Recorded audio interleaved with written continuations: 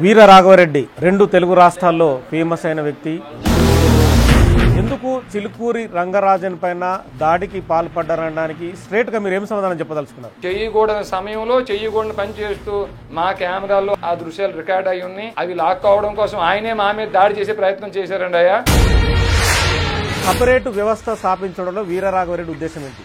ఎప్పుడైతే ఈ న్యాయమూర్తులు దుష్ట శిక్షణ శిష్ట రక్షణ చెయ్యకపోయినా ఒక వీర రాఘవరెడ్డి అనుకుంటే ఇవన్నీ అమలయ్యే విషయాలు ఏవి కావు. వీర రాఘవరెడ్డి ఒక్కడో అనుకుంటే మీరు అన్నట్టు ఇంప్లిమెంట్ కాదు, జరగదు. కానీ ఒక వ్యవస్థ కింద ఏర్పడి వీర రాఘవరెడ్డి మాత్రం తన చేతిలో ఒక సైన్యాన్ని ఏర్పరచుకొని వాళ్ళకి కొంత జీతం ఇచ్చి దుష్ట శిక్షణ శిష్ట రక్షణ కోసం కూడా ప్రత్యేక సైనిక వ్యవస్థను ఏర్పాటు చేసుకుని మనం పనిచేయాల్సిన ఉద్దేశం ఉందండి. అయ్యా, రాముడికి తోడు సీత ఉండాలి, కానీ మీ భార్యను మీరు తీసుకురావడం లేదనేది ఆరోపణ. నా భార్య ఇద్దరు పిల్లల్ని చూసుకుంటుంది కాబట్టి నేను స్వేచ్ఛగా మీతో మాట్లాడగలుగుతున్నానండి.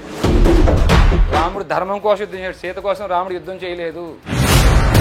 మీరు దాడులు చేసి బెదిరించి లొంగ తీసుకోవాలడం అనేది కరెక్ట్ అయిన విషయం అంటారా? ఊళ్ళల్లో చెయ్యకూడని తప్పుడు పనులు చేస్తూ పనికిమాలిన పనులు చేస్తే ప్రశ్నించడం దాడా?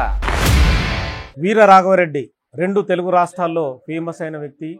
చిలుకూరి రంగరాజన్ పైన దాడి చేసిన తర్వాత వీర రాఘవరెడ్డి అనే పేరు బయటకు వచ్చింది. శ్రీరామ్ సేనను స్థాపించాను, ధర్మాన్ని పాటిస్తాను. రంగరాజన్ పైన దాడికి సంబంధించి ప్రస్తుతం వీర రాఘవరెడ్డి బిగ్ టీవీ స్టూడియోకి అందుబాటులో ఉన్నారు. నమస్తే అండి వీర రాఘవరెడ్డి గారు. అయ్యా, నమస్కారం అండి. వీర రాఘవరెడ్డి రెండు తెలుగు రాష్ట్రాల్లో ఫేమస్ అయిన నేమ్ ఇది. ఎందుకు చిలుకూరి రంగరాజన్ పైన దాడికి పాల్పడ్డారనడానికి స్ట్రేట్ గా మీరు ఏం సమాధానం చెప్పదలుచుకున్నారు? అయ్యా, దాడి అనేది కాదండి. రెండు తెలుగు రాష్ట్రాల్లో కూడా ప్రతి గ్రామంలోనూ అర్చక పురోహిత వ్యవస్థ ఉందండి. ఇప్పుడు మసీదుల్లో కానీ చర్చిల్లో కానీ వారి వారి బోధకులు ఎలా అయితే వారు చక్కగా వారి వారి ప్రార్థనా మందిరాల్లో ఒక సైన్యాన్ని తయారు చేసుకుని ఒక ప్రణాళికతో ముందుకు వెళ్తున్నారండి వారు. ఉదాహరణకు మనం మొన్ననే చూసాం, కాశ్మీర్లో పెహల్గాం దాడిలో 27 మందిని ప్యాంటులు విప్పి మరి అయ్యా వీరు హిందువులా కాదా అని చెప్పి చక్కగా వారు ఒక ప్రణాళికతో షూట్ చేసి చంపేశారండి. అనేక దాడులను ఎదుర్కొంటున్నాం మనం, అవన్నీ చూస్తున్నాం మనం. ఇవన్నీ వారికి ఎవరు బోధిస్తున్నారు, ఎక్కడ బోధిస్తున్నారు అంటే వారి వారి ప్రార్థనా మందిరాల్లో చక్కగా ఒక ప్రణాళిక వేసుకుని 2040 2047 కల్లా ఈ భారతదేశాన్ని ఎలా స్వాధీనం చేసుకోవాలన్న ప్రణాళికతో వారు పనిచేస్తున్నారండి. దానికి ప్రతిగా ఎదుర్కోవడం కోసం మన అర్చక పురోహితులు అయ్యా ఏవైతే ఆలయాలు ఉన్నాయో, ప్రతి ఊరిలో మనకి శివాది షణ్మతాల ఆలయాలు ఉన్నాయో అక్కడ అర్చక పురోహితులు మాత్రం ఎవరి దగ్గర శౌర్యం ఉంది, ఎవరి దగ్గర క్షాత్రం ఉంది, ఎలా మనం ఎదుర్కోవాలి అనేటువంటి ప్రణాళికని వారు బాధ్యతగా తీసుకుని వారు ప్రచారం చేయాలి. ప్రతి ఊరికి ఒక సైనికుడు ఉండాలి. ఈ సైనికుడి యొక్క పోషణ బాధ్యత ఆ ఊరే చూసుకోవాలి. దీనికి బాధ్యత ఆయా అర్చక పురోహితులు ప్రతి ఊరిలో కానీ తీసుకుంటే మన రెండు తెలుగు రాష్ట్రాల్లో 27,800 గ్రామాలు ఉన్నాయండి. గ్రామానికి ఒక్క క్షత్రియుడు క్షాత్రం కలిగిన వారిని అర్చక పురోహితులు ఎంచుకోగలిగిన 27,000 మంది సైన్యం అయితే మన దేవాలయాలను కాపాడుకోవచ్చు, గోచర భూములు కాపాడుకోవచ్చు, అన్యాక్రాంతమైనటువంటి భూములను కూడా మనం స్వాధీనం చేసుకోవచ్చు అన్న ఉద్దేశంతో అర్చక పురోహితులను కలిసి అయ్యా ఇట్లాంటి దాడి జరుగుతుంది, మన సంస్కృతి పైన మనం నడుము మిగించాలి అని అనేక దేవాలయాలకు వెళ్ళి అర్చక పురోహితులను కలుస్తూ వారికి ఈ విషయాలు చెప్తూ వారి మన్నలను కూడా వారి ఆశీర్వాదాలు కూడా తీసుకుంటూ తిరుగుతున్నామండి. అందులో భాగంగానే కోటప్పకొండకి వెళ్ళాం, మార్టేరు వెళ్ళాం, పెనుగొండ వెళ్ళాం, విజయవాడ వెళ్ళామండి. అయ్యా అలా తిరుగుతూ చిలుకూరు కూడా వచ్చాం. అనుకోకుండా రంగరాజన్ గారు ఏమో ఆయన ఉదయం 7:30 కల్లా గుళ్ళో ఉంటారని ఉద్దేశంతో మేము చిలుకూరు టెంపుల్కి వెళ్ళామండి. అక్కడ వారు లేరు. అక్కడి నుంచి ఇంటికి వెళ్ళాము. ఆ పైకి వెళ్ళి చూసే సమయానికల్లా భగవద్గీత 18వ అధ్యాయంలో క్షమో ధమస్తప శౌచం క్షాంతిర్జావమేవచ జ్ఞాన విజ్ఞానం ఆస్తిక్యం బ్రహ్మకర్మ స్వభావజం అనేటువంటి లక్షణాలు బ్రాహ్మణులకు ఉంటాయని, ఆ లక్షణాలు ఉన్నవారే బ్రాహ్మణులని భగవద్గీత 18వ అధ్యాయం 42వ శ్లోకం చెప్తుందండి. కానీ రంగరాజన్ గారు అంతకు విరుద్ధంగా అయ్యా భగవద్గీత ప్రకారంగా బ్రాహ్మణులు ఏం పని చేయాలో అది మానేసి చెయ్యకూడని సమయంలో చెయ్యకూడని ప్రదేశంలో చెయ్యకూడని పని చేస్తూ మా కంట కనిపించేసరికి కొంచెం మాకే బాధ అనిపించిందండి. మా కెమెరాల్లో 5-6 సుమారు 7 సెకండ్ల వరకు ఆ దృశ్యాలు రికార్డ్ అయి ఉన్నాయి. అవి లాక్కోవడం కోసం ఆయనే మా మీద దాడి చేసే ప్రయత్నం చేశారండి అయ్యా. ఆయన చెప్పేది ఏంటంటే, నేను కుంభమేళకు వెళ్ళి వచ్చాను, టీ షర్ట్ వేసుకొని ఉన్నాను, టేక్ హిమ్ కస్టడీ అంటూ మీరు బెదిరింపులకు దిగారు, కింద పడేశారు వాళ్ళు, తను కింద కూర్చొని మీరు కుర్చీపైన కూర్చున్నారు, రామరాజ్యం కోసం మీరు ఏం పని చేస్తున్నారని చెప్పి దాడి చేశారనేది ఆయన ఆరోపణ. అయ్యా కుంభమేళాకి వెళ్ళి రావటం నిజమని ఆయన చెప్పారు. టీ షర్ట్ వేసుకున్నారు. కాకుండా అక్కడ జరిగింది ఏమిటంటే అండి, ఆ టీ షర్ట్ కింద ఏమీ లేదండి, పంచి లేదు అక్కడ ఆయనకి. ఆ సమయంలో 2 మహిళలతో ఉన్నాడండి ఆయన. ఆ రూమ్ అంతా కొంచెం అసహ్యమైనటువంటి వస్తువులు, మద్యం వాసన, మద్యం బాటిళ్ళు, గ్లాసులతో సహా ఉందండి. కింద అడుగు పెట్టే స్థితి లేదండి. మీరు మామూలుగా మీరు ఆరోపణలు చేస్తున్నారు, కానీ ఆరోపణలకు ఆయన ఏమంటారంటే, నాకు భుజం పైన నామాలు ఉన్నాయి, నామాల పైన తన్నారు, నెక్స్ట్ చిన్నజీఆర్ స్వామి నా టార్గెట్ అని చెప్పారని చెప్పి తను రంగరాజన్ ఆరోపిస్తున్నాడు. లీగల్గా మీ పైన తను కూడా కేసు వేస్తా అంటున్నాడు. మా మీద ఆల్రెడీ కేసు పెట్టారు, ఇప్పటికే కేసు పెట్టారు. ఆ కేసుని ఎదుర్కోవడానికి మేము సిద్ధంగా ఉన్నామండి. వీలైన త్వరలో ఆ క్రాస్ ఎగ్జామినేషన్ అవి వస్తే అనేక ప్రశ్నలు ఆయన నుంచి కూడా మేము రాబట్టడానికి మేము ఎదురు చూస్తున్నాము. ఇంకా కేసులు పెట్టినా ఎదుర్కొంటామండి. ధర్మస్థాపన జరగటం మా లక్ష్యం అండి, అంతే. అయ్యా అంటే ధర్మస్థాపనకు సంబంధించి భారతదేశం అనేది విశాలమైనది. మీరేమంటున్నారు, శ్రీరామ్ సేన అనేది స్థాపించి 27,000 గ్రామాలు 2 రాష్ట్రాల్లో ఉన్నాయి, నేనే రామరాజ్యాన్ని స్థాపిస్తా అంటున్నారు. ఆల్రెడీ 2 ప్రభుత్వాలు ఉన్నాయి, ప్రభుత్వాలకు సంబంధించి వ్యవస్థ ఉంది, దేవాదాయ శాఖ ఉంది, వాళ్ళు ఆల్రెడీ చూసుకుంటున్నారు. సపరేటు వ్యవస్థ స్థాపించడంలో వీరరాఘవరెడ్డి ఉద్దేశం ఏంటి? ఈ 2 రాష్ట్రాల్లో ప్రభుత్వాలు తమరు చెప్పినట్టున్నాయి, భారతదేశంలో ప్రభుత్వం కూడా ఉందండి. కానీ దుష్ట శిక్షణ శిష్ట రక్షణ చేయాల్సిన బాధ్యత మాత్రం మనం న్యాయస్థానాలకు ఇచ్చామండి. ఎప్పుడైతే ఈ న్యాయమూర్తులు దుష్ట శిక్షణ శిష్ట రక్షణ చెయ్యాలో అలా చేస్తే మనకు వచ్చిన ఇబ్బంది ఏమీ లేదండి. కానీ న్యాయస్థానాల్లో 340 సిఆర్పిసి పాత చట్టం కానివ్వండి, కొత్త చట్టం 379 బిఎన్ఎస్ఎస్లు కానీ ప్రయోగించి దుష్ట శిక్షణ శిష్ట రక్షణ చెయ్యకపోయినా 482 సిఆర్పిసి ఇన్హీరెంట్ పవర్స్ లాంటివి కూడా వాడినప్పుడు కూడా మనకు న్యాయం జరగకపోయినా, అయ్యా ఏ సందర్భంలో ఏ పబ్లిక్ సర్వెంట్స్ అయినా దుష్ట శిక్షణ శిష్ట రక్షణ చేయటంలో డీవియేట్ అయినా వారి మీద 197 సిఆర్పిసి అంటే కొత్త చట్టం 218 బిఎన్ఎస్ఎస్లను ప్రయోగించి వారిని తొలగించి జైలుకు పంపించే బాధ్యత తమరన్న కేంద్ర రాష్ట్ర ప్రభుత్వాల మీద ఉందండి. కానీ అదృష్టమో దురదృష్టమో ఇప్పటి వరకు భారతదేశంలో ఏ కేంద్ర రాష్ట్ర ప్రభుత్వం కూడా తప్పుడు తీర్పులు ఇచ్చిన న్యాయమూర్తులను తొలగించడం కోసం 197 సిఆర్పిసి ప్రయోగించిన దాఖలాలు లేవండి. హైకోర్టు న్యాయమూర్తి కానీ సుప్రీంకోర్టు న్యాయమూర్తి కానీ ఇన్కెపాసిటీ లేదా మిస్బిహేవియర్తో తీర్పులు ఇస్తే ఆ న్యాయమూర్తులను తొలగించమని ఆర్టికల్ 124 సబ్ క్లాస్ 4 చెప్తుంది. ఇప్పుడు దాకా ఏ న్యాయమూర్తి మీద ఏ కేంద్ర రాష్ట్ర ప్రభుత్వము ఈ ఆర్టికల్ ప్రయోగించి తొలగించలేదు. నిన్నగాక మొన్న చూసాం మనం, ఒక ఢిల్లీ హైకోర్టు న్యాయమూర్తి ఇంట్లో కోట్లు కట్టలు కాలిపోతుంటే చూసామండి. ఎఫ్ఐఆర్ అయిందా, కేసు నమోదైందా, ఆ డబ్బు ఎక్కడిది, ఎంత ఉంది, అలా ఎంతమంది న్యాయమూర్తులు ఉన్నారు, ఏమన్నా మనకు ఒక వివరణ అయితే ఎవరైనా ఇచ్చారండి? ఇన్ హౌస్ ఎంక్వైరీ, వారిని వారే నియమించుకుంటారు. వారు ఏమైనా తప్పులు చేస్తే బయట ఎవరికీ చెప్పకుండా వారికి వారే తీర్పులు ఇచ్చేసుకుంటారండి. 2015లో ఎన్జేఏసీ యాక్ట్ అని తీసుకొచ్చారు నరేంద్ర మోడీ గారు. అది చాలా మంచి చట్టం.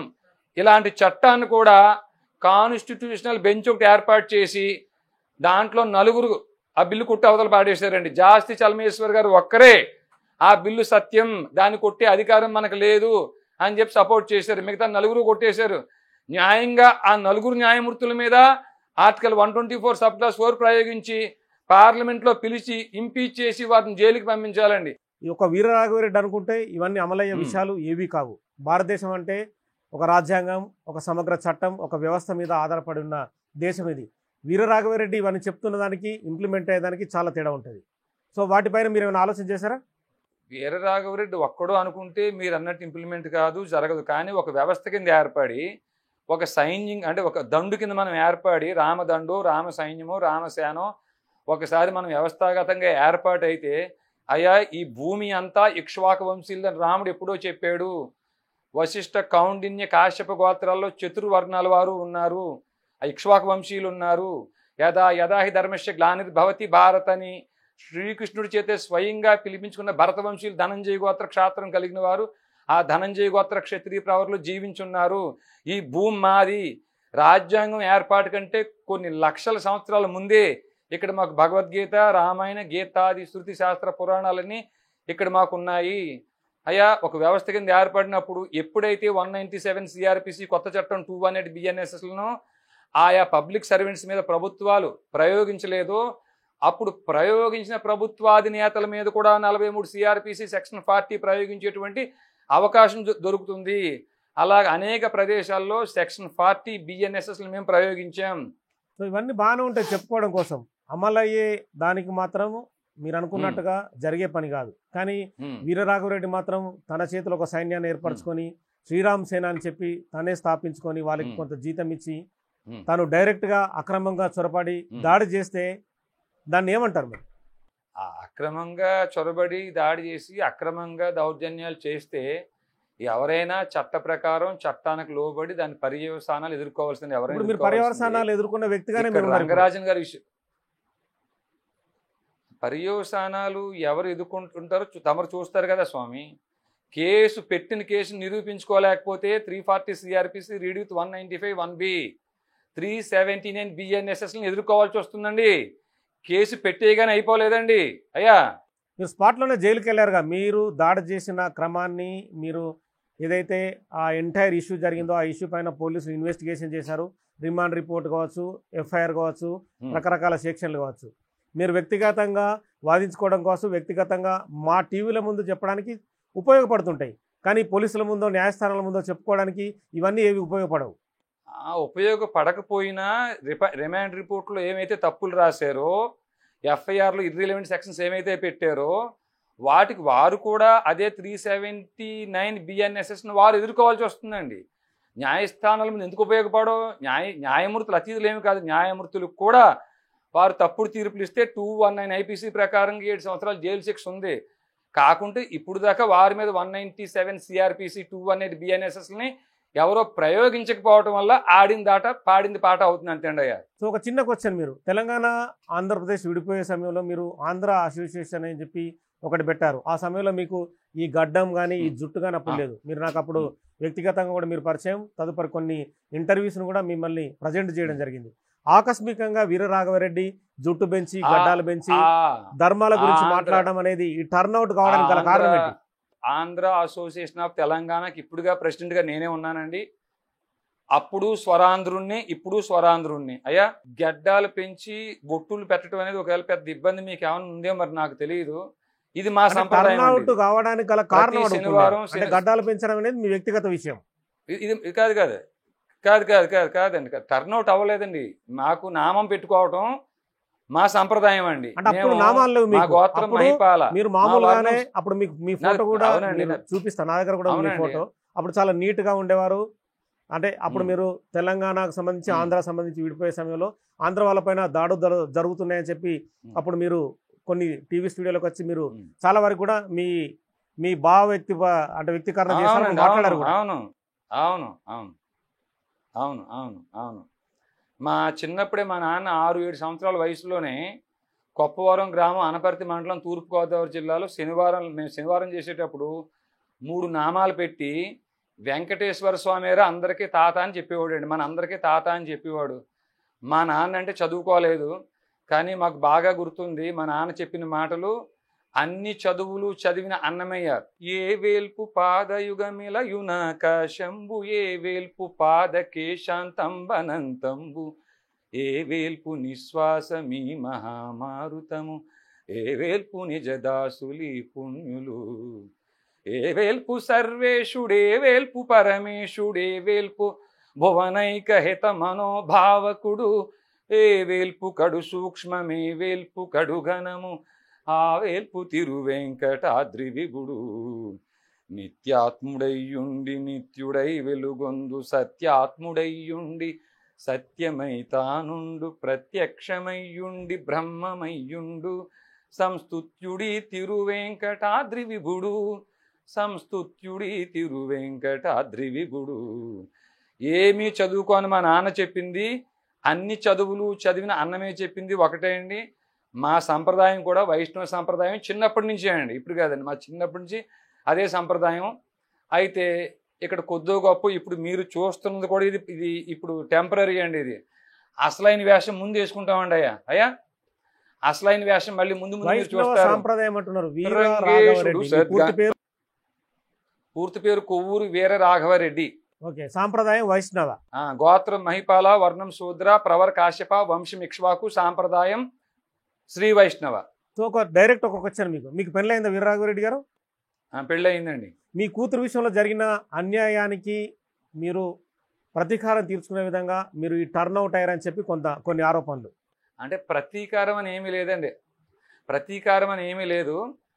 మా అమ్మాయి 2014-15 థర్డ్ క్లాస్ ప్రమోట్ అవ్వాలి. తాను అవును, అప్పుడు ఏదో జూబిలీస్ పబ్లిక్ స్కూల్ జూబిలీస్ పబ్లిక్ స్కూల్ యాజమాన్యం వారు డిటైన్ చేశారు. అవును, మేము డిఈఓ దగ్గరికి వెళ్ళాము. ఆయన సోమిరెడ్డి గారు, అప్పుడు డిఈఓ సోమిరెడ్డి గారు, అయ్యా మరి మేమేం చేయలేము, మీరు సెక్షన్ 8 అని ఏదో ఒక ఫైట్ చేస్తున్నారంట, గవర్నమెంట్కి వ్యతిరేకంగా పిటిషన్ ఏదో వేశారంట మీరు, కాబట్టి మరి మేమేం చేయలేమని చెప్పంటే తెలంగాణ హైకోర్టులో ఒక రిట్ పిటిషన్ ఫైల్ చేసామండి. అది పివి సంజయ్ కుమార్ రెడ్డి గారి బెంచ్ ముందు వచ్చిందండి. అప్పుడు ఆయన అన్నారు, mister Veera Raghava Reddy, I know you filed so many cases against governor and his advisors అని. అయ్యా మరి నేను చెడ్డవాన్ని, గవర్నర్ సెక్షన్ 8 అమలు చేయట్లేదు, ఆయనకి ఆర్టికల్ 361 అనేటువంటి ఇమ్యూనిటీ ఉంది కాబట్టి అడ్వైజర్స్ మీద మేము కేసు పెట్టాము, వారు అడ్వైజర్స్ మీద. అయినప్పటికీ సెక్షన్ 16 ఆఫ్ ఏదైతే ఎడ్యుకేషన్ యాక్ట్ ఉందో, right and free compulsory education act ఉందో, దాంట్లో సెక్షన్ 16 చెప్తుంది డిటైన్ చేయొద్దు, ఎక్స్పెల్ చేయొద్దు అని చెప్తుంది. కానీ మీరు డిటైన్ చేశారు, దాన్ని ఇంటర్ప్రిట్ చేయడం మీ బాధ్యత అయ్యా అని చెప్పంటే ఆయన వచ్చే సంవత్సరం రీటెస్ట్ పెట్టుకుని పాస్ అయినా ఫెయిల్ అయినా పర్వాలేదు ప్రమోట్ చేయమన్నారు. వచ్చే సంవత్సరం రీటెస్ట్ పెట్టి ప్రమోట్ చేస్తే మరి ఈ సంవత్సరం ఏం చేయాలండి? ఒక 1 ఇయర్ 2వ తరగతి పాప చదువు వేస్ట్ అయిపోతుంది కదా అని అప్పీల్ వేసాం. ఆ అప్పీల్లో కూడా వివరంగా చెప్పాం. వారు కూడా వినకపోతే ఆ 3 జడ్జిలకి అప్పుడే సోకాజ్ నోటీసులు పంపించామండి. You passed order contrary to law in the so and so writ petition number and why shouldn't we file case against you under section 197 CRPC to prosecute you under section 219 IPC అని అప్పుడే show cause నోటీసులు పంపించామండి. వారి మీద case పెట్టాము. Case పెడితే వారు register చెప్పి హైకోర్టులో రిట్ వేసాము. తర్వాత మళ్ళీ సుప్రీంకోర్టులో SLP వేసాము. రివ్యూషన్ నడుస్తుంది అనుకోండి. కానీ న్యాయమూర్తుల మీద ఇప్పటికీ ఆ కేసు నమోదు అవ్వలేదు. సామాన్యులు తప్పు చేస్తేనే శిక్ష. మీరు ఏదో అనుకోకుండా సెల్ ఫోన్తో మాట్లాడారు, డ్రైవింగ్ చేస్తూ హెల్మెట్ పెట్టుకోలేదు, సీట్ బెల్ట్ పెట్టుకోలేదు, లేకపోతే చిన్న చిన్న వాటికి శిక్షలు ఉన్నాయి. పెద్ద పెద్ద నేరాలు చేస్తున్నారు న్యాయమూర్తులు, శిక్షలు లేవు. ఇట్లా వదిలేస్తే మరి మనం ఎంతో అల్లారుబుద్దుగా పెంచుకుంటున్నాం మన పిల్లల్ని. కాకి పిల్ల కాకి ముద్దు. మన ఆస్తుల్ని పోగేస్తున్నాం, డబ్బులు సంపాదిస్తున్నాం. ఎన్ని చేసినా ఒక సమయం వచ్చాక మృత్యు వస్తుంది. మన పిల్లల్ని గారాభంగా పెంచుకునే పిల్లల్ని వదిలేసి వెళ్ళిపోతాం కదండి ఏ భూమి మీద. మరి ఏదైనా కొంచెం మంచి మనం చెయ్యాలి, దుష్ట శిక్షణ శిష్ట రక్షణార్థం అన్న ఉద్దేశంతో మేము అప్పటి నుంచి ఈ ఫైట్ చేస్తూనే ఉన్నామండి. ఇప్పటికీ సాగిందా? అంటే ఉదాహరణకండి భగవద్గీత 18వ అధ్యాయంలో యశనాహంకృతో భావో బుద్ధిర్యస్య నలిప్యతే హత్వాపి సహిమాన్ లోకాన్ హంతి ననిబధ్యతే అని ఉందండి. అయ్యా ఒక ఆర్టికల్ 361 ఎంత శక్తివంతమైందో అందుకు సమానమైనటువంటిది, అంతకంటే ఎక్కువ శక్తివంతమైనది భగవద్గీతలో ఉన్నాయండి.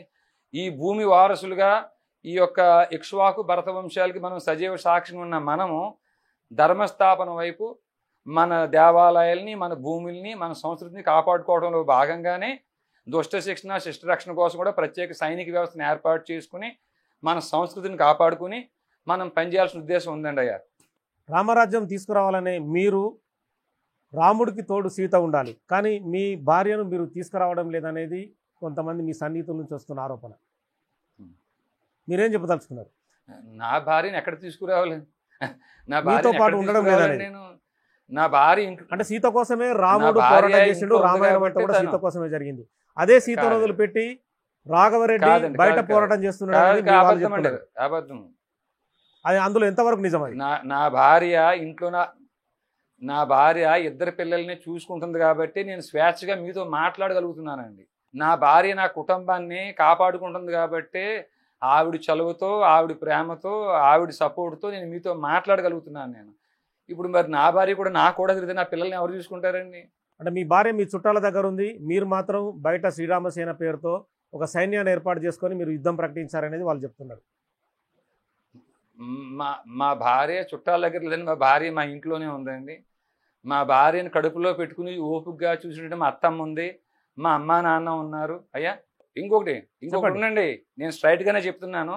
మీరు రెండోది, సీత కోసం రాముడు యుద్ధం చేయలేదు, ఇది రాసి పెట్టుకోండి. రాముడు ధర్మం కోసం యుద్ధం చేయలేదు, సీత కోసం రాముడు యుద్ధం చేయలేదు. సో అంటే త్రేతాయుగం, ద్వాపర యుగం, ఇవన్నీ యుగాల గురించి చెప్తున్నారు కదా. అంటే రామాయణం నడిచిందంతా సుందరకాండ కావచ్చు, ఏ నీతి శాస్త్రం చెప్తున్నా సీత ప్రస్తావన అనేది చాలా ఇంపార్టెంట్ ఇష్యూ. అది మీరేమో సీత కోసం యుద్ధం చేయలేదని చెప్పి మీరు అంటున్నారు. అవునండి, రాముడు సీత కోసం యుద్ధం చేస్తే పెళ్లిళ్ళలో కూడా, అడవిలోకి అంటే ఎందుకు పంపిస్తాడు? పెళ్లిళ్ళలో కూడా ఆ తలంబ్రాలు కూడా, భద్రాచలంలో పెళ్లి జరిగినా ఇంకెక్కడ పెళ్లి జరిగినా కూడా ఆ పాట అనేది కూడా, ఎందుకంటే ప్రతి పెళ్లిలో ఒక పాట వినిపిస్తుంది, మీకు ఆల్రెడీ మీ నోట్లో ఉంటుంది. సో మరి మీరేమో సీతను పక్కన పెట్టి మీరు మాట్లాడుతున్నారు. రాముడు యుద్ధానికి వెళ్ళినప్పుడు సీతమ్మను కూడా ఎక్కడా తీసుకెళ్ళలేదండి. అయ్యా ఇప్పుడు నా భార్య పక్కన ప్రతిసారి నేను కూడా పెట్టుకోవాలంటారు మీరు. మరి మా పిల్లల్ని చూసుకుంటారా? మరి మీరు చెప్పండి, నా భార్యని కలిసి తిరుగుతాం, మాకు ఇబ్బంది లేదు. మీ ఇంట్లో వదిలిపెట్టుకుంటారా? పిల్లల్ని చూసుకుంటారా మీరు? నా భార్యని తిరుగుతామండి, చూసుకుంటారా మీరు? బాధ్యత తీసుకుంటారా? సో అదేంటంటే ఇప్పుడు మీకు సంబంధించిన చెప్పండి. ఈ వ్యవహారంలో వీరరాఘవరెడ్డి కుటుంబ గొడవల వల్లే టర్న్అవుట్ అయిండు, సో ఇవన్నీ ఇష్యూస్ ఎత్తుకొని తిరుగుతున్నాడు అనేది మీ దగ్గర నుంచి సన్నిహితులు చెప్తున్న వ్యవహారం. అందుకే మిమ్మల్ని ఈ క్వశ్చన్ అడగాల్సి వచ్చింది. అంటే మీకు చెప్పిన సన్నిహితులకి ఏమన్నా వాళ్ళ కుటుంబాల్లో గొడవలు ఉన్నాయేమో. నేను, నా భార్య, నా పిల్లలు, మా అత్తమ్మ, మా అమ్మ నాన్న మేము చక్కగా ఉన్నామండి, మాకేం గొడవలు లేవండి మాకేమి. ఓకే. సో ఈ మధ్య మీరు రెగ్యులర్గా శ్రీరామ్ సేన స్థాపించినప్పుడు ఒక సిఐకి ఫోన్ చేయడం కానీ, కలెక్టర్కి ఫోన్ చేయడం కానీ, రకరకాల వ్యవహారాలు మీరు వాళ్ళని, మీకు కలెక్టర్కు అరెస్ట్ చేసే దమ్ముందని చెప్పి మీరు బెదిరించారు. అంటే చట్ట ప్రకారం ఎవరైనా చట్ట ప్రకారమే నడుచుకుంటారు, కానీ మీరు చట్టాలకు అతీతంగా మీరే సెక్షన్లు చెప్తున్నారు, మీరే ఇలా అరెస్ట్ చేయాలి, ఇలా తీసుకెళ్ళాలి, జడ్జిలు ఇలా ఉండాలంటున్నారు. సమాజపరంగా ఇవన్నీ ఎంతవరకు సాధ్యమవుతుందంట? అంటే చట్టాలకు అతీతంగా మేము సెక్షన్లు చెప్తే మేము సొంతంగా రాసుకున్నామండి. సెక్షన్స్ ఏమన్నా సెక్షన్ 43 సిఆర్పిసి నేను రాసేనా? సెక్షన్ 154 సిఆర్పిసి నేను రాసేనా? సిఐ గారికి నేనే ఫోన్ చేశా, నేనే చెప్తున్నా, అయ్యా ఇన్స్పెక్టర్ గారు, సిఐ గారు, భీమవరం కలెక్టర్ గారిని 43 సిఆర్పిసి కొత్త చట్టం బిఎన్ఎస్ సెక్షన్ 40 ప్రకారంగా అదుపులో తీసుకున్నాం, మీరు వస్తే మీకు అప్పచెప్పేసి వెళతాం అని చెప్పాను. ఆయన 154 సిఆర్పిసిల గురించి అడిగితే చెప్పాను. 43 సిఆర్పిసిలో మేము కస్టడీలో తీసుకున్నప్పుడు అక్కడ అక్యూజ్డ్ మీకు అప్పచెప్పడం మా బాధ్యత. అది కాగ్నైజబుల్ అఫెన్స్ అయినా నాన్ కాగ్నైజబుల్ అఫెన్స్ అయినా మీరు నిర్ణయం తీసుకుని మీరు కేసు కట్టి ఆవిడకి బెయిల్ ఇస్తారా, వదిలేస్తారా, అది మీరు కోర్టుకు సమాధానం చెప్పుకోవాలి.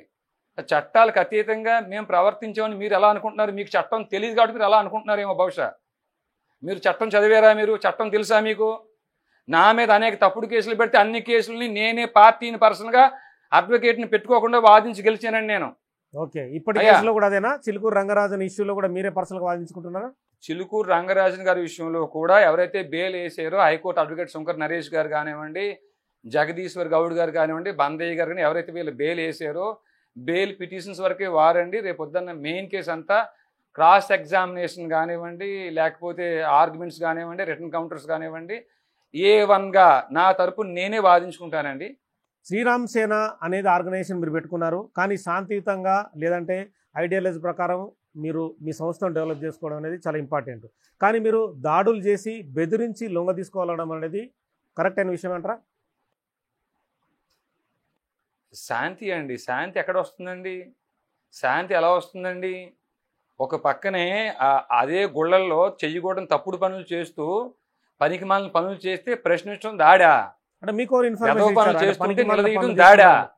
మాకు ఇన్ఫర్మేషన్ లేదండి. వెళ్ళిన తర్వాతనే చూసి మేము షాక్ అయ్యాం. అలా చేస్తున్నారు ఆయన, తప్పుడు పని ఆయన చేస్తారని మా ఊహకు కూడా అందదండి. అలా అనుకోలేదు మేము. ఎందుకండి 60-70 దేవాలయాలు తిరిగాం, అన్నీ మా యూట్యూబ్లో ఉన్నాయి, వాళ్ళందరికీ చెప్పాం. ఎక్కడా జరగని ఇష్యూ ఇక్కడ ఎందుకు జరిగింది రంగరాజన్ గారి విషయంలో? అసలు మీరు అడగండి, ఆయన అడగండి. మీరు అసలు వచ్చే సమయానికి మీరు ఏం చేస్తున్నారు?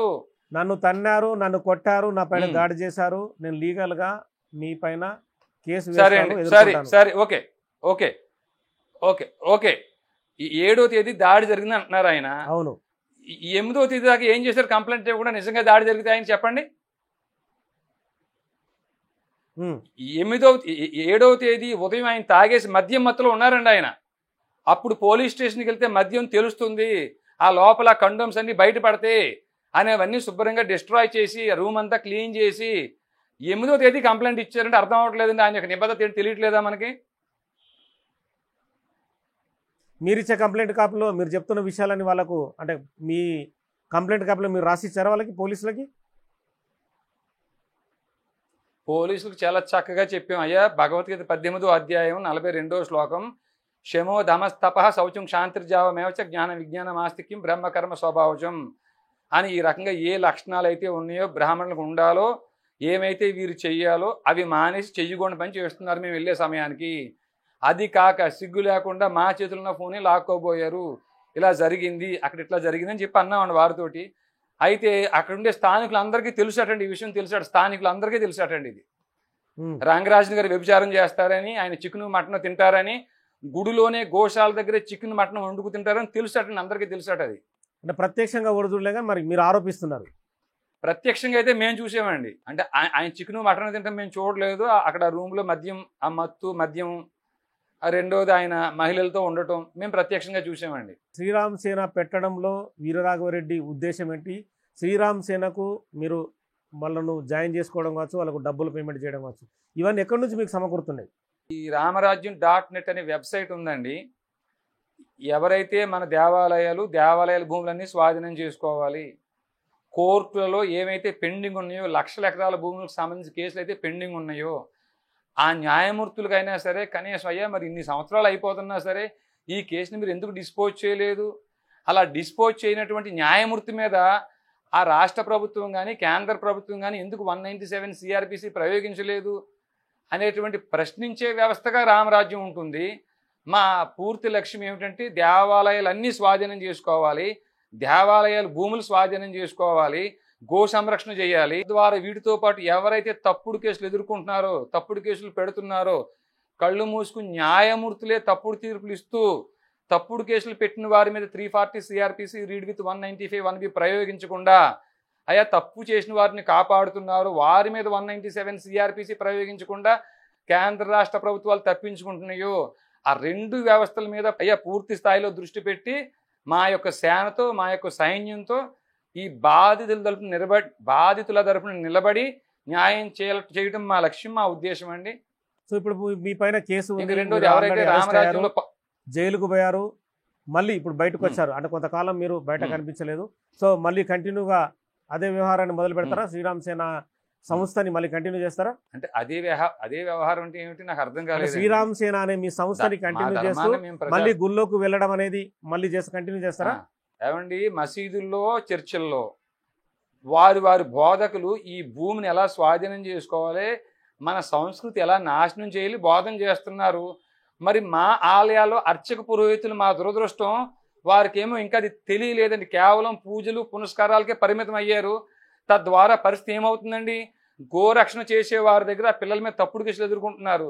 వారికి ఏమీ పోషణ లేదు, కనీసం బండిలో ఒక 100 రూపాయలు పెట్రోల్ పోసుకు వెళ్ళే స్థితిలో లేరండి, ప్రత్యేక సైనిక వ్యవస్థ అంటూ ఏమీ లేదు. వారు పక్కన నాశనం చేస్తున్నారు సంస్కృతిని. మనం చూసాం కదా, మనం కాశ్మీర్లో భార్యలు ఉండగానే భర్తల ప్యాంట్లు విప్పి జిప్పులు ఇప్పదీసి చూసి మరీ షూట్ చేసి చంపేశారండి. ఇప్పుడు మా సంస్కృతిని మేము కాపాడుకోకపోతే ఎవరు కాపాడతారు? అర్చక పురోహితులందరికీ నచ్చ చెప్తాం. ఏదైతే అన్యమత ప్రార్థనా మందిరాల్లో దుర్బోధ చేస్తున్నారో అలాంటి దుర్బోధ మనం చేయక్కర్లేదు. కనీసం మీ ఆలయానికి వచ్చి యువకులు ఎవరైతే ఉన్నారో వారందరికీ బోధించండి. క్షాత్రం కలిగిన వారిని ఎంపిక చేయండి. ఈ ఎంపిక చేసిన వారి యొక్క పోషణ బాధ్యత అదే ఊర్లో ఉండే వైశ్యుల్ని శూద్రుల్ని చూసుకోమని చెప్పాలి. మొదటి వర్ణం బ్రాహ్మణులుగా ఇది మీ బాధ్యత అని చెప్పేసి మేము గతంలో చెప్పాం, భవిష్యత్తులో కూడా చెప్తామండి. త్రేతాయుగం ద్వాపర యుగం కాదు, ఇది కలియుగం. మరి మీరు చెప్తున్నట్టు ఇవన్నీ అమలవుతాయా? కానీ త్రేతాయుగంలో మీరు నేను కూడా ఉన్నామండి అయ్యా. త్రేతాయుగంలో మీరు లేకలేదు. యుగాలు ఎన్ని మారినా మన ఆత్మ మారదండి. నయనం చిందంతి శస్త్రాన్ని నయనం దహతి పావక నైనం క్లేదయంతి అపో నశోషతి మారుత. శరీరం నశించిపోతుంది తప్ప ఆత్మ నశించదు. మనం మళ్ళీ మళ్ళీ పుడతాం, అలాగే మళ్ళీ మళ్ళీ వస్తూ ఉంటాం. యుగాలు అనేది మన లెక్క కోసం మాత్రమే, కేవలం మన లెక్క కోసం మాత్రం యుగాలండి అయ్యా. ఆ త్రేతాయుగం కాబట్టి ఇప్పుడు భగవద్గీత చదవడం మానేద్దామా? మీరు 2012 ఆ 10 నుంచి కూడా అప్పటి వరకు అప్పుడైతే మీరు భగవద్గీత శ్లోకాలు కావచ్చు, ఇప్పుడు మీరు చెప్పే చరిత్ర కావచ్చు, అప్పుడైతే నాకు కనిపించలేదు. కానీ ఈ మధ్య కాలంలో 14 ఏళ్ల తర్వాత శ్లోకాలు చదవడం ఇవన్నీ కనిపిస్తున్నాయి. అప్పుడు చట్టాలు న్యాయాల గురించి మాట్లాడేవారు. 2010లో శ్లోకాలు అడిగారా? అవునండి. ఇప్పుడు రామరాజ్యం ఏర్పాటు చేసుకున్నప్పుడు అసలు రాముడి గురించి కొంచెమైనా తెలియకపోతే రామరాజ్యం పేరు నువ్వెలా చెప్తావు అని నేను ప్రశ్న ఎదుర్కోవాల్సి వస్తుందండి. ఆల్రెడీ కాబట్టి కొన్ని రామోల సంస్థలు విగ్రహం ఆల్రెడీ ధర్మమనే కాదు, భారతదేశంలో ఈ భూమి అంతా పోరాటం చేస్తూనే మీరు చెప్తున్నట్టుగా వాళ్ళు గోవుల్ని కాపాడుతున్నారు, రకరకాల ఇష్యూస్లో వాళ్ళు ఎక్స్పోజ్ అవుతున్నారు. సపరేట్గా వీరరాఘవరెడ్డి శ్రీరామసేనను స్థాపించి రిక్రూట్మెంట్ చేసుకొని జీతాలు ఇచ్చి ఒక సైన్యంతో పోరాటం చేయాల్సిన అవసరం ప్రస్తుత పరిస్థితుల్లో ఉందా? ప్రస్తుత పరిస్థితుల్లో ఉందండి. ఎందుకుందంటే మీరు చెప్తున్న అన్ని సంస్థల్లో ఉన్నా కూడా సుమారు 10 లక్షల ఎకరాల పైనే దేవాలయాలు భూములు అన్యాక్రాంతం అయిపోయి ఉన్నాయండి. మరి అన్ని సంస్థల్లో పోనీ కలిసి పనిచేద్దాం, తప్పేముంది దాంట్లో. గో సంరక్షణే జరిగితే బీఫ్ ఎక్స్పోర్ట్లో మన ఇండియా ఇప్పుడు నెంబర్ 1 నెంబర్ 2 స్థానంలో ఉందంట. మరి ఎందుకు ఉంది? గో సంరక్షణ జరుగుతుందా? కొంతమంది చేస్తున్నారు, వారి శక్తి మేరకు చేస్తున్నారు. అలాగే మీరు చెప్పిన సంస్థలు కూడా పనిచేస్తున్నాయి. మా ప్రయత్నం మేము చేస్తాం. అవసరమైనప్పుడు వారిని కలుపుకుంటాం, అవసరమైతే మేము వెళ్ళి కలుస్తామండి అయ్యా. కానీ మీరు అరెస్ట్ అయినప్పుడు, మీరు జైలు నుంచి బయటకు వచ్చిన తర్వాత ఆ సంస్థలేవి మీకు సంఘీభావం తెలపనట్టుంది. అంటే సహజంగా వారు ఉన్నటువంటి స్థితిలో మేమున్న అలాగే ఉంటామండి. మీలాంటి వారు పుణ్యమని మా 4 మాటలు బయటకు వచ్చిన తర్వాత, అసలు మీ లక్ష్యం ఇదా, మీ లక్షణం ఇదా, మేము తప్పుగా అపార్థం చేసుకున్నామని అనేక హిందూ సంస్థలు ఇప్పుడు కొంచెం మద్దతుగా ఉన్నాయి స్వామి. అంటే చాలామంది రంగరాజన్ దగ్గరికి వెళ్ళిన చాలామంది హిందూకు సంబంధించిన నేతలు కావచ్చు, చాలామంది సపోర్ట్ చేసే నేతలు కావచ్చు, అంటే బీజేపీ కావచ్చు, బజరంగ్ దళ్, విహెచ్పి, వీళ్ళందరూ కూడా రంగరాజన్కే సంఘీభావం తెలిపారు. కానీ మిమ్మల్ని ఎక్కడ కూడా మీ దాడిని ఖచ్చితంగా వాళ్ళందరూ ఖండించారు. వారు చేసింది సబబే. ఎందుకంటే వారికి తెలియదు. ఎప్పుడైతే రంగరాజన్ గారు నా మీద దాడి చేశారన్నారో దాన్నే నమ్మారు.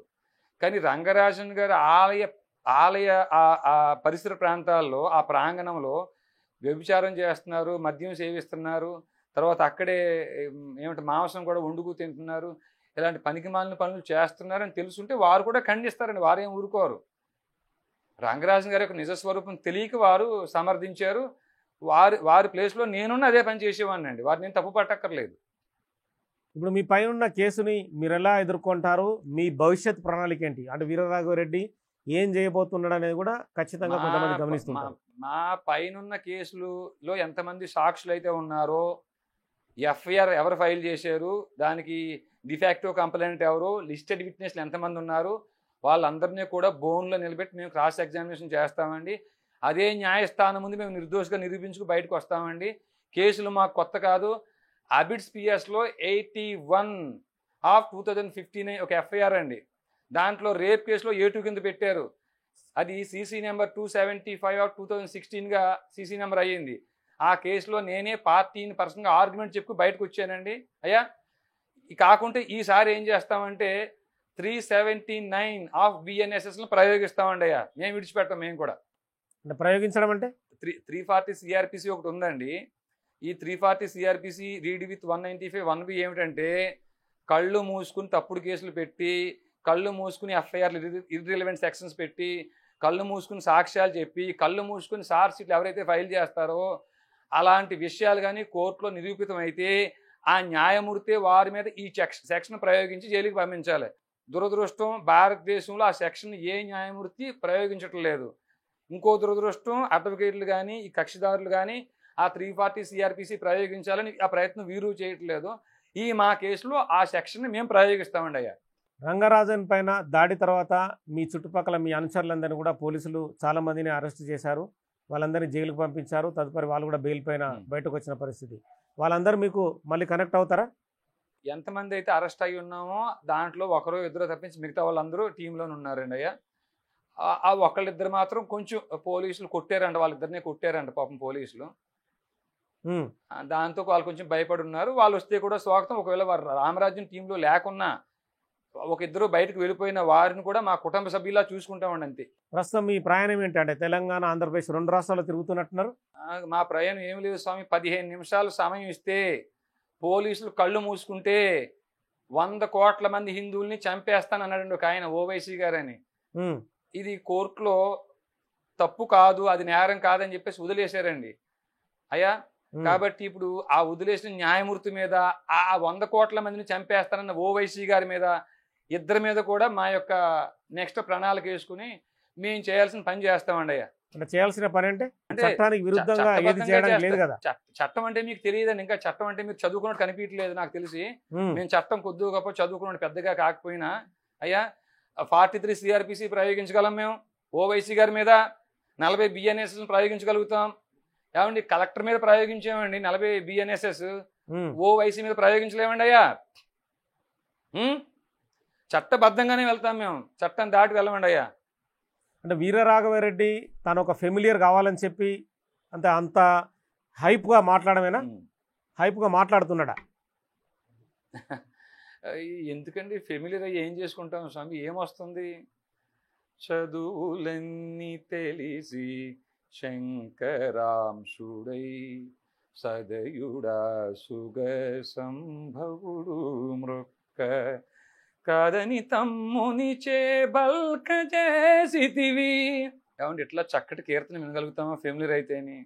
ప్రశాంతంగా ఎక్కడున్నా ఎప్పుడైనా త్యాగరాజు కీర్తన వినటం కంటే సంతోషం, ఆనందం, తృప్తి ఇంకోటి ఉండదండి అయ్యా. అంతకుమించి ఫెమిలియర్ అవుతున్న ఉద్దేశం మాకైతే ఏమీ లేదండి అయ్యా. వీరరాఘవరెడ్డి నేను ఒక చిన్న క్వశ్చన్ అడుగుతాను, మీరేమనుకోవద్దు.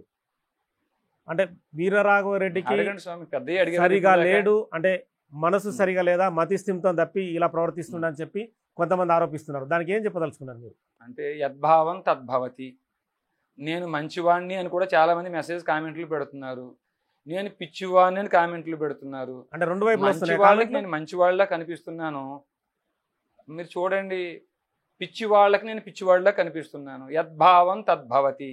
మానవతను దుర్లభమనుచు నుంచి పరమానందమొందలేక మదమత్సర కామలోభమోహులకు దాసుడై మోసపోతిగాక.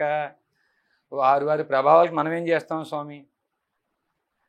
నన్ను మంచివాడు అనుకున్న వారికి నమస్కారాలు, నన్ను పిచ్చివాడు అనుకున్న వారికి నమస్కారాలు అండి అయ్యా. ఈ కేసు తర్వాత రంగరాజన్తో మీరు మాట్లాడే ప్రయత్నం ఏమైనా చేశారా? లేదు స్వామి, లేదు. అంటే మీ వ్యక్తిగతంగా లేదండి, లేదు. ఆ ప్రయత్నం కూడా చేయలేదండి. అంటే మీ పోరాటం ఒక రంగరాజన్ కాదు, ఓవరాల్ వ్యవస్థ మీద అంటారు మీరు? అంతే, రంగరాజన్ గారు కాదండి, అర్చకులు అందరూ కూడా మసీదుల్లో ఎవరైతే అన్యమతస్తులు వారు ప్రార్థనా మందిరాల్లో బోధిస్తున్నారో అలా అర్చక పురోహితులు కూడా అయ్యా ఇగో భృగు వంశీయులు ఈ గోత్రాల్లో ఉన్నారు, ఇక్ష్వాక వంశీయులు ఈ గోత్రాల్లో ఉన్నారు, కుశ వంశీయులు ఈ గోత్రాల్లో ఉన్నారు. మన సంప్రదాయం ఎప్పుడుదో వారు ఈ మధ్య కాలంలో ఈ భూమి మాది అని వక్బోర్డు పేరుతో క్లెయిమ్ చేసుకుంటున్నారు. అనేక యుగాల నుంచి మనకి ఈ గోత్రాలు ఉన్నాయి, ఈ క్షేత్రాలు ఉన్నాయి. మీలో క్షాత్రం కలిగిన వారు ముందుకు రండి అనేటువంటి వారిని గుర్తించి క్షాత్రం కలిగిన వారిని అందరినీ సైన్యంగా ఏర్పాటు చేసేటువంటి బాధ్యత అర్చక పురోహితులు తీసుకుని తీరాలండి ఇది అయ్యా. కాబట్టి అందరికీ చెప్తున్నాం, మీ ద్వారా కూడా అర్చక పురోహితులు అందరికీ మనవి చేసుకుంటున్నాం. అయ్యా అర్చకులు పురోహితులు, మనం అన్యమత ప్రార్థనా మందిరాల్లో వారు బోధకులు చేసినట్టు మానభంగాలు చేయండి, భూములు కబ్జా చేయండి, ఈ సంస్కృతిని నాశనం చేయండి అని మనం బోధించక్కర్లేదండి అయ్యా. మన ధర్మాన్ని కాపాడడం కోసం, గో సంరక్షణ కోసం, భూ సంరక్షణ కోసం, మన ఆడపిల్లలను లవ్ జిహాద్ అనే వాటి నుంచి కాపాడుకోవడం కోసం ప్రత్యేక సైన్యాన్ని ఏర్పాటు చేయండి, ఊరుకు ఒక్కడిని సిద్ధం చేయండి అయ్యా. భగవద్గీత 18వ అధ్యాయం 42వ శ్లోకంలో క్షమో ధమస్తప శౌచం క్షాంతిర్జావమేవచ జ్ఞాన విజ్ఞానం ఆస్తిక్యం బ్రహ్మకర్మ స్వభావజం అని బ్రాహ్మణులకు ఏ లక్షణాలు ఉండాలో చెప్పింది. ఆ లక్షణాలు మీకుంటే అదే 18వ అధ్యాయం 43వ శ్లోకంలో పేర్కొన్న క్షాత్రం కలిగిన వారిని గుర్తించండి. నిన్న రంగరాజన్ గారు బిగ్ టీవీతో మాట్లాడుతూ, కెమెరామెన్ నువ్వు వెళ్ళవయ్యా, రామరాజ్యం కంటే వెళ్ళిపోతావా? ఎవరిని పడితే వాళ్ళని వెళ్ళమని చెప్పలేదండి. భగవద్గీత 18వ అధ్యాయం 43వ శ్లోకంలో శౌర్యం తేజో దుర్దాక్ష్యం యుద్ధే చాప్య పలాయనం దానమీశ్వర భావచ్చ క్షాత్రం కర్మ స్వభావజం అనే క్షాత్రం యొక్క లక్షణాలు కలిగిన వారిని రమ్మని చెప్పాం. ఇది కూడా అర్థం కాకుండా ఎవరు పడితే వారు వెళ్ళిపోతారా అనే పదం ఎలా వాడతారా రంగరాజన్ గారు? అసలు మీరు పండితులేనా? అసలు మీరు బ్రాహ్మణులేనా? ఆ బ్రాహ్మణులకు ఉండాల్సిన లక్షణాలు గీతలో చెప్పిన లక్షణాలు మీకు ఉన్నాయా అనేది ఇప్పుడు మాకు సందేహంగా ఉందండి అయ్యా. మిగిలిన అర్చక పురోహితులు కూడా మనవి చేస్తున్నామండి అయ్యా. 18వ అధ్యాయం 42వ శ్లోకంలో బ్రాహ్మణులకు ఉండాల్సిన లక్షణాలు మీకు ఉంటేనే మీరే పని మొదలు పెట్టండి. ఆ లక్షణాలు ఉన్నవారిని అర్చక పురోహితులుగా నియమించండి. వారు ఏ కులంలో ఉన్నా, ఏ వర్ణంలో ఉన్నా, ఏ గోత్రంలో ఉన్నా మిగిలిన 3 గోత్రులను కూడా కలుపుకెళ్లే బాధ్యత మీది అయ్యా. సో మొత్తానికైతే వీరరాఘవరెడ్డి తను చేసే పోరాటం చేస్తూ ఉంటాడు, కానీ మీ పైన పోలీసు నిఘా ఉంటుంది, ప్రతి విషయాన్ని మీ చుట్టూ అబ్జర్వేషన్ చేస్తుంటారు. మీరు నెక్స్ట్ స్టెప్ మళ్ళీ వేస్తా అంటున్నారు, అవన్నీ సాధ్యమవుతాయా? చాలా పోలీస్ నిఘా ఉంటే ఇంకా సంతోషమే కదండి. ఎందుకంటే కొంచెం మాకు కూడా సెక్యూరిటీగా ఉంటుంది. మా మీద ఎవరైనా దాడులు గీడులు చేస్తారని ఇప్పటికే ప్రకటించారు. రంగరాజన్ గారి శిష్యులు ఎవరో ఒక ఇద్దరు నిన్న ఆయనతో కూర్చుని ప్రకటించారట, ఇంట్లోంచి బయటికి రాకుండా చేస్తామని. అలాంటప్పుడు పోలీస్ నిఘా ఉండి అలాంటి వాటిని కూడా కాపాడినా, ఒకవేళ మేమేమైనా తప్పు చేసినా తప్పు చేయకుండా పోలీసులు మమ్మల్ని అడ్డుకుంటే మాకు మంచిదే కదండి అయ్యా. కానీ 151 సిఆర్పిసిలను దుర్వినియోగపరిస్తే మాత్రమే 40 బిఎన్ఎస్ఎస్లని 43 సిఆర్పిసిలని అదే పోలీసుల మీద మేము ప్రయోగించాల్సి వస్తుందండి, అంతే. ఓకే అండి, థ్యాంక్ యూ వీరరాఘవరెడ్డి గారు. బిగ్ టీవీకి అందుబాటులోకి వచ్చి మీరు మిగతా విషయాలు తెలియజేసినందుకు. సో మొత్తానికైతే వీరరాఘవరెడ్డి తనకు సంబంధించిన కేసులు తానే ఎదుర్కొంటానంటున్నాడు. మళ్ళీ రామరాజ్యాన్ని కొనసాగిస్తాను, ఖచ్చితంగా రామరాజ్య స్థాపనే అని చెప్పి తను చెప్తున్న పరిస్థితి. అర్చకులు పురోహితులు కూడా తనతో కలిసి రావాలి, ధర్మాన్ని కాపాడాలని చెప్పి తను డిమాండ్ చేస్తున్న పరిస్థితి. తనపైన కేసు ఉంది కనుక మరి పోలీసుల నిఘా కూడా ఖచ్చితంగా వీరరాఘవరెడ్డి పైన ఉంటుంది. మరి వీరరాఘవరెడ్డి తదుపరి చర్యలను కూడా ఖచ్చితంగా పోలీసులు గమనిస్తూనే ఉంటారు. Signing off, keep watching big TV. For more videos like this, subscribe Big TV channel.